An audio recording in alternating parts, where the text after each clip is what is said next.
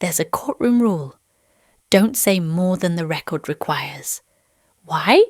Because every word dilutes the impact of the best ones. In today's episode of Say It Like a Lady, we're exploring the power of saying less, or why the woman of few words often carries the loudest presence in the room. Part 1. Legal strategy. Less is more. In litigation, we're trained to speak with precision, not passion. Why? Because the judge already has the facts. They don't need your performance. They need your clarity. So when a lawyer starts talking too much, what do we assume? That they're insecure about their position. In the same way, when a woman uses too many words to prove her point, she accidentally suggests she's unsure of it. It's not silence that weakens her. It's over-explaining. Part 2. The psychology of verbal control. There's an ancient persuasion truth. The person who speaks last may seem in control, but the one who speaks least often is usually the real power. Why?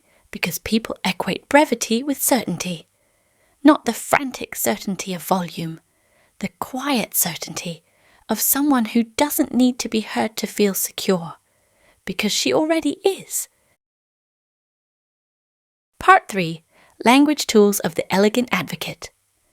Let me share a few of my favourite courtroom-approved language tools. 1. The clean statement, that won't work for me. Not aggressive, not apologetic, just fact. 2. The deliberate delay. I'll get back to you on that. Used with confidence, this line says, I'm not rushed, I'm not reactive, I'm sovereign. 3. The elegant refusal. That's not aligned with how I operate. Polite, final, no need for footnotes. Part 4. Mystique moment. Brevity as feminine power. There is a deeply feminine power in restraint, in choosing not to fill the air with justification, in leaving silence where others expect over-explanation. Historically, women of influence, from queens to diplomats, rarely out-talked the room. They out-listened it. Then they spoke. With so few words, the room bent toward them to hear. Mystique isn't mystery. It's measured access. And a woman who speaks sparingly suggests, my words are rare, because they're valuable. Part 5. How to train your silence. If this doesn't come naturally, don't worry, it's a practice. Here's how to train your elegant restraint. 1. Start timing your responses. Could you give 3 seconds before speaking? It sounds like a little, but in the realm where all are waiting for your answer, 3 seconds of pausing is a lot of time to keep listeners waiting. Watch how it shifts the conversation. 2.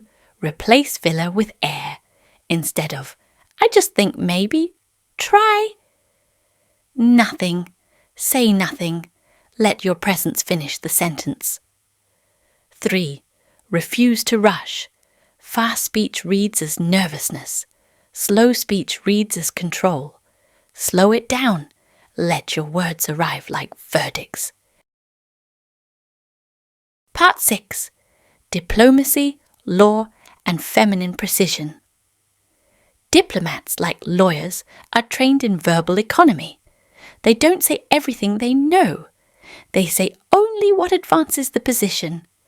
And the most elegant communicators, they've mastered what not to say. Because when you understand your worth, you don't barter it with excessive commentary. Final counsel on this video. Let silence work for you. Words are tools, not proof. You don't have to be louder to be clearer. You don't have to say more to be remembered. The quiet voice that speaks with certainty is often the one that closes the deal, wins the room, or shifts the atmosphere. So next time you're tempted to explain, justify, prove, or overperform, pause, breathe, and say less, because silence, when held with dignity, isn't empty. It's full of power. Thank you for joining me. And remember, say it like a lady, and you won't need to say it twice.